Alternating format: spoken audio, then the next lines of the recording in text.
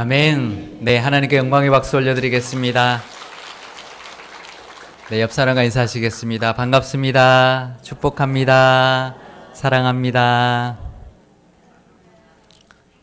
네, 오늘은 추수감사주일입니다. 1904년 우리나라에서 처음으로 지낸 지 114번째 추수감사주일입니다. 우리나라 개신교는 미국의 북장로교 출신의 언더우드 선교사와 미국 감리교 출신의 아펜젤러 선교사에 의해서 개신교가 전해졌기 때문에 미국의 개신교의 영향을 참 많이 받았습니다. 이 추수감사절도 미국 개신교의 영향을 받은 산물입니다. 추수감사절 유래는 이렇습니다. 영국의 청교도들이 신앙의 자유를 찾아서 1620년에 메이플라워를 타고 대서양을 건너서 신대륙에 도착하였습니다. 지금의 미국 매사추세츠주에 정착을 하였는데요. 도착한 것이 겨울이어서 혹독한 추위와 전염병을 이겨내야 했습니다.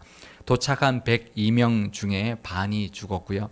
겨우 살아남은 청교도들이 그 다음해 1621년 11월에 추수를 마치고는 신대륙에서의 첫 결실을 하나님께 감사드리는 추수감사 축제를 3일 동안 열었습니다. 그것이 추수감사절의 시작이었는데요. 이 축제에는 농사 짓는 것을 가르쳐주고 도와준 인디언들도 초대가 되었습니다. 그때 그 장면을 그림으로 표현하고 있는 것이 있어서 한번 준비해 봤는데요. 한번 보시겠습니다. 네, 그림 한번 보여주세요. 네, 그림 보여주세요. 네, 저런 장면으로 이렇게 인디언들과 함께 어울려져서 음식을 나누면서 그렇게 추수감사를 했는데요. 그 군인들이 이제 퍼레이드도 했고 소총의 축포와 또 나팔불기로 시작하여서 인디언들과 그런 경주도 하고 또 무술 대회도 하는 등 작지만 아주 다채로운 행사로 이어졌습니다. 또 축제에 빠질 수 없는 것이 있죠. 뭘까요? 음식이죠. 네, 사냥하여 잡은 칠면조 고기와 또 재배해서 수확한 옥수수와 또 호박, 그리고 또 야생에서 거둬들인 크랜베리 등으로 음식을 차려서 나누어 먹었습니다. 그래서 그것이 전통이 되어서 지금도 미국의 추수감사절에는 그런 칠면조 고기와 또 그런 옥수수, 이제 크랜베리 소스 같은 걸로 함께 만들어 먹고 즐기는 시간을 보냅니다. 미국은 현재 11월 넷째 주 목요일을 추수감사절로 정하여 지키고 있습니다. 왜 그럴까요? 왜 목요일일까요? 목요일 해야 목요일, 금요일 지나서 토요일, 주일까지 4일을 무조건 쉴 수 있기 때문에 무조건 넷째 목요일로 정하고 있습니다. 그렇게 4일간의 긴 절기의 시간이 지금도 되고 있는데요. 우리나라는 추수감사절이 1904년에 처음 지켜지기 시작했고 1914년부터 11월 셋째 주일로 정하여 지키고 있습니다. 그래서 이 추수감사절은 모든 나라의 기독교에서 다 지키는 절기가 아닙니다. 미국과 캐나다 그리고 우리나라에서만 지키는 기독교의 절기입니다. 근데 우리가 지키고 있는 교회의 절기는 구약 성경에 나오는 절기와는 좀 다르죠. 구약에 나오는 유대인들의 절기를 우리는 지키는 것이 아니라 예수님을 통해서 생겨난 절기들을 지키고 있습니다. 하지만 그렇다고 해서 구약 시대의 절기와 이 기독교의 절기가 완전히 다른 별개의 절기는 아닙니다. 서로가 아주 긴밀하게 연결되어 있습니다. 왜냐하면 구약의 절기들은 바로 예수님을 상징하고 예표하고 있기 때문입니다. 구약 성경에서 하나님께서 이스라엘 백성들에게 지키라고 명령한 3대 절기가 있는데요. 그것은 바로 유월절과 오순절과 초막절입니다. 물론 그것과 연결되어 있는 다른 절기들을 합쳐서 어떨 때는 5대 절기다, 어떨 때는 7대 절기라고 하지만 우리 구약 성경을 보면 이 3대 절기만은 꼭 지켜서 예루살렘에 와 하나님께 제사를 드려라라고 명령하고 있습니다. 그래서 우리가 지키고 있는 이런 부활절은 유월절과 연결되어 있는 절기고요. 성령 강림주일은 오순절과 연결되어 있는 절기입니다. 이 두 절기들의 연관성에 대해서는 지난 성령 강림주일에 제가 설교를 함께 나누었습니다. 다 기억이 안 나시죠? 네, 그래서 다시 한번 간략하게 이 두 절기를 이야기하고 추수감사절로 넘어가도록 하겠습니다. 부활절은 예수님이 부활하신 날을 기념하는 절기인데요. 예수님은 6월절에 잡히셔서 십자가에 돌아가셨습니다. 그리고 그 다음 날이 안식일이었고 안식일 바로 다음 날 아침에 부활하셨습니다. 그래서 6월절하고 부활절은 이제 같은 날은 아니지만 같은 시기의 날입니다. 절기입니다. 근데 6월절은 하루만 지키는 게 아니고요. 6월절은 하루인데 6월절 다음 날부터 7일 동안을 무교절로 지킵니다. 그래서 6월절이라고 할 때 사실은 무교절까지 합쳐서 이야기할 때가 많이 있고요. 어떨 때는 그것을 그냥 무교절이라고도 이야기하는데 총 8일간입니다. 6월절 하루와 무교절 7일을 합쳐서 연결된 8일간의 절기가 바로 이 6월절 절기 또 무교절 절기라고 볼 수 있는데, 그런데 6월절 이제 있고 바로 다음 날이 안식일이고 그 다음 날이 이제 주일이죠. 예수님 부활하신 주일인데 그 날이 초실절이라고 합니다. 그래서 보리의 첫 이삭을 하나님께 드리는 날입니다. 그래서 초실절이라고, 안식일 다음 날을 초실절이라고 해서 그의 첫 번째 수확, 이스라엘 백성들은 보리와 밀을 주곡으로 삼기 때문에 첫 번째 수확이 보리인데요. 그것을 하나님께 드리는 첫 이삭을 드리는 날이 초실절인데 왜 하필이면 그날 했을까요? 예수님이 안식일 다음 날 부활할 것을 하나님 미리 아시고 그날을 초실절로 지키게 하셨던 것이죠. 그래서 예수님은 부활의 첫 열매가 되신 초실절이 바로 부활절이 되었습니다. 그리고는 50일이 지난 오순절, 또 7일이 7번 지났다 해서 77절이라고도 하는데요. 그날을 맥추절이라고 합니다. 이 맥추절은 밀 이삭을 드리는 날입니다. 사실 한국어 번역이 잘못됐어요. 보리맥자를 써서 맥추절이라고 하거든요. 근데 사실은 원래 구약 시대에는 밀을 드리는 것입니다. 그런데 그 밀을 드리는 그 오순절날 성령님께서 강림하셨고, 그래서 우리는 이날을 성령 강림 주일로 지키고 있습니다. 그래서 부활절은 6월절과 무교절과 연결되어 있고 초실절과 같은 날이고, 성령 강림 주일은 오순절과 같은 날입니다. 그리고 지키는 기간도 좀 비슷한데요. 우리가 부활절은 앞에 고난주간과 합쳐서 한 7일 정도 지키죠. 근데 6월절은 무교절과 합쳐서 8일 동안 지키고요. 그리고 성령 강림 주일은 그날 하루만 지내는데 오순절도 구약에선 하루만 지냅니다. 그리고 이스라엘의 3대 절기 중에 나머지 한 절기는 바로 초막절입니다. 신명기 16장 13절의 말씀을 우리 함께 읽어보겠습니다. 너희 타작마당과 포도주 틀에 소출을 거두어 들인 후에 이레 동안 초막절을 지킬 것이요. 이 절기 동안에는 이스라엘 백성들이 출애굽하여서 광야에서 천막을 치고 지냈던 것을 기념하였습니다. 그래서 초막절이라고도 하고 장막절이라고도 했는데요. 제가 한자를 준비했는데 왜 그러냐면 초막은 풀초자, 그러니까 풀을 뜯어서 만든 그런 천막에서 이제 그런 장막에서 살았다, 초막에서 살았다, 이제 그런 것을 기념하는 것을 초막절. 그리고 천으로 된 장막 장자를 쓰는 그 장막을 쳐서 만든 장막에서 지냈다 해서 장막절이라고도 합니다. 그래서 7일 동안 이 초막과 이 장막을 짓고 거기서 이제 살았던, 거기서 지내면서 절기를 지냈던 것이 이 절기인데, 그리고 이 절기에는 그 곡식과 과일을 모두 거두어 드리고 난 다음에 저장하고 지키는 절기였습니다. 가을에. 그래서 이것을 수장절이라고도 합니다. 이 수장이 물에 이제 수장시키는 게 아니고요. 그 한자를 준비해 왔는데 거둘 숫자에 저장할 정자를 씁니다. 그래서 곡식과 열매를 거두어 들여서 저장하고 난 다음에 그것을 하나님께 감사하는 절기다. 이렇기 때문에 또 이제 수장절이라고도 합니다. 지금 유대인들 요즘도 이 초막절을 지키고 있습니다. 그래서 사진을 제가 준비해 왔는데요. 사진 한번 보여드리겠습니다. 우리 초막절을 지키는 우리 사진 한번 보여주세요. 네, 사진 보여주세요. 네, 저것이 예루살렘 거리인데요. 저렇게 초막절이 되면 초막을 짓고 초막에서 7일 동안 지금도 지내면서 지킵니다. 저렇게 나무판으로 요즘에는 만들기도 하는데, 또 그 다음 사진 한번 보여주시면 고맙겠습니다. 이렇게 천으로 된 또 장막으로도 지내고요. 근데 이렇게 뜰이 없는 사람들은 어떻게 할까요? 아파트에 사는 사람은 어떻게 할까요? 보여드릴까요? 베란다에 저렇게 초막을 짓고 저기서 지냅니다. 베란다도 없는 사람은 어떻게 할까요? 공동 이런 장막이 있습니다. 그래서 공동 초막에 같이 모여서 함께 절기를 7일 동안 지킵니다. 그런데 저 초막 안에는 과일로 장식을 합니다. 오늘 우리 예배 때 이렇게 과일로 장식하고 하나님께 예배를 드리는 것처럼 초막절은 그의 결실들을 하나님께 감사하는 절기이기도 하기 때문에 이 추수감사절은 구약의 초막절과 아주 긴밀하게 연결이 되어 있습니다. 그래서 오늘은 추수감사절을 맞이하여서 그 의미를 초막절의 말씀으로 은혜를 함께 나누어 보려고 합니다. 초막절을 지키는 이유는 두 가지가 있다고 말씀하고 있는데요. 첫 번째는 초막절에 7일 동안 초막에서 지내면서 출애굽 당시 광야 시절에 초막에서 지냈던 것을 자녀들에게 가르쳐 주는 것이었습니다. 레위기 23장 42절에서 43절 말씀을 우리 함께 읽어보도록 하겠습니다.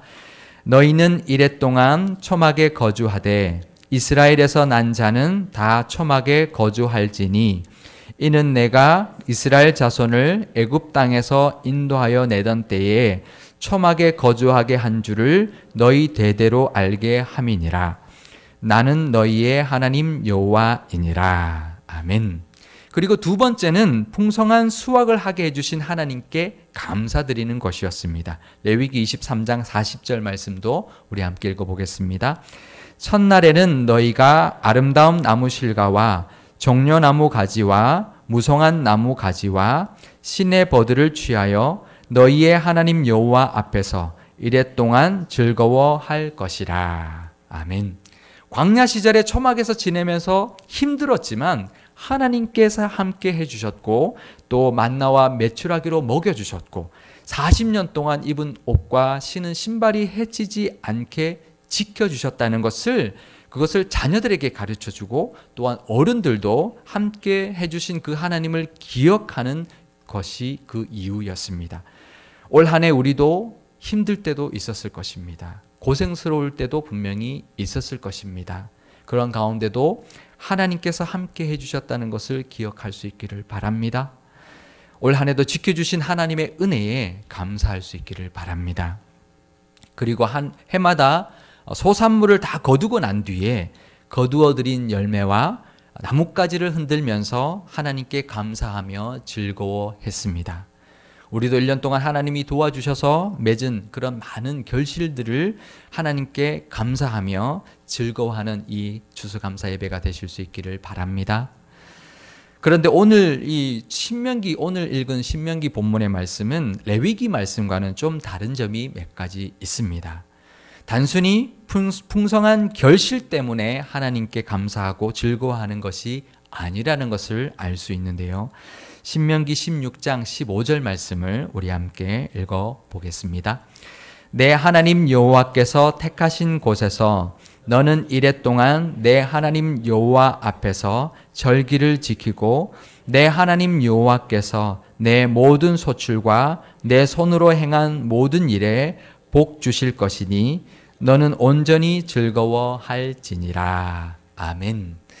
하나님께서 내 모든 소출과 내 손으로 행한 모든 일에 복 주실 것이기 때문에 즐거워하라고 말씀하고 있습니다.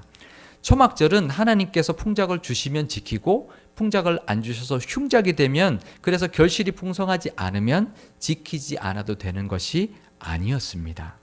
하나님께서 분명히 풍성한 소출과 모든 일에 복을 주실 것이기 때문에 하나님께 감사하고 온전히 즐거워하라 명령하고 있습니다. 하나님만 의지하고 한 해를 살아온 사람에게는 하나님께서 반드시 결실과 복을 주실 것입니다. 이것 주시지 않으셨으면 다른 것을 주셨을 것입니다. 우리는 열매 맺지 않은 것만 봅니다. 하지만 하나님께서 맺게 주신 열매들이 분명히 우리에게 있음을 기억해야 합니다. 그래서 저는 이것을 결실 총량 일정의 법칙이라고 이름을 지었습니다.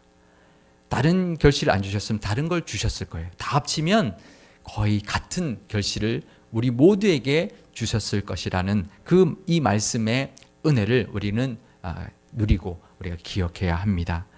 누구에게나 하나님께서 맺게 주신 결실이 있다는 것입니다. 올해 주지 않으셨으면 내년에 주실 것입니다. 그 은혜를 믿을 수 있기를 바랍니다. 하나님이 주신 은혜가 다 똑같습니다. 이것 주시지 않았으면 분명히 다른 은혜를 주셨을 것을 우리가 믿고 감사를 드릴 수 있기를 축복합니다.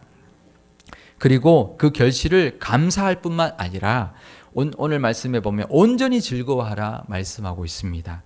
하나님께서는 한 번도 이 초막절 말씀에서 내가 준 결실을 나한테 감사하라 하지 않으셨습니다. 즐거워하라 하셨습니다. 부모가 자식에게 뭔가를 베풀어 주고 난 다음에 부모 마음이 어떤가요? 이것을 즐거워해라.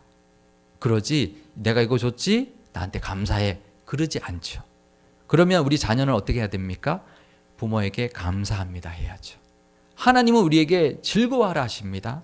그럼 우리는 하나님께 먼저 감사하고 그 하나님 주신 은혜를 즐거워해야 할 것입니다. 그리고 이 온전이라고 번역한 원어는 아크라는 단어를 쓰는데요. 마음껏 충분히 즐거워하라는 의미를 가지고 있습니다. 하나님이 이미 베풀어 주신 은혜를 마음껏 즐거워할 뿐만 아니라 앞으로도 은혜 주셔서 그 소출과 하는 모든 일에 복 주실 것을 믿고 충분히 마음껏 즐거워하실 수 있기를 바랍니다. 모세는 신명기 이 말씀에서 강조하고 있는 것이 하나 더 있습니다. 그것은 한 해의 소득과 물질의 풍성함 때문에 즐거워할 것이 아니라 결실하게 해주시고 복을 주시는 하나님을 즐거워하고 기뻐하라 권면하고 있습니다. 하나님이 주신 물질과 그 성과 때문에 즐거워하는 것이 아니라 그렇게 결실하게 하신 하나님 때문에 즐거워하라는 것입니다. 우리는 하나님이 주신 것을 기뻐하고 고마워합니다. 하지만 그래서는 안 되고요. 하나님 우리에게 주신 그 하나님, 우리에게 한 해 동안 베풀어 주신 은혜를 주신 하나님을 기뻐하고 즐거워하고 감사해야 합니다. 오늘 이렇게 풍성한 과일을 우리가 함께 드리면서 예배를 드리고 있습니다. 우리가 생산한 것은 아니지요. 하지만 이것은 우리 한 해의 모든 결실을 상징합니다. 이 과일 같은 결실하게 해주신 그 하나님께 감사드리고 그 하나님을 기뻐하고 즐거워하며 하나님을 온전히 즐거워하는 저와 여러분 되실 수 있기를 축복합니다. 그리고 그 기쁨과 즐거움은 나만 누리는 것이 아니라 우리와 함께하고 있는 모든 사람들과 함께 나누라고 말씀하고 있습니다. 신명기 16장 14절 말씀도 우리 함께 읽어보겠습니다. 절기를 지킬 때에는 너와 내 자녀와 노비와 내 성중에 거주하는 레위인과 객과 고아와 과부가 함께 즐거워하되, 가족뿐만 아니라 종들까지도 함께 즐거워해야 하고 객과 고아와 과부같이 소외된 이웃들과도 함께 그 즐거움을 나누라 말씀하고 있습니다. 우리는 지난 한 주간 동안 추수감사절 특별 새벽기도를 통해서 그동안 우리에게 베풀어 주셨던 감사의 제목들을 기억하고 하나님께 감사하는 시간을 가졌습니다. 은혜 복 주시고 또 믿음해 주셨던 그 믿음의 감사, 또 은혜 주신 거에 감사, 말씀 주신 거에 감사, 화목하신 거에 감사, 우리 섬김의 감사를 하나님께 올려드렸습니다. 올 한 해 우리에게 하나님께서 맺게 해주신 모든 결실들로 인하여 하나님께 감사하는 이 추수감사 예배가 될 수 있기를 바랍니다.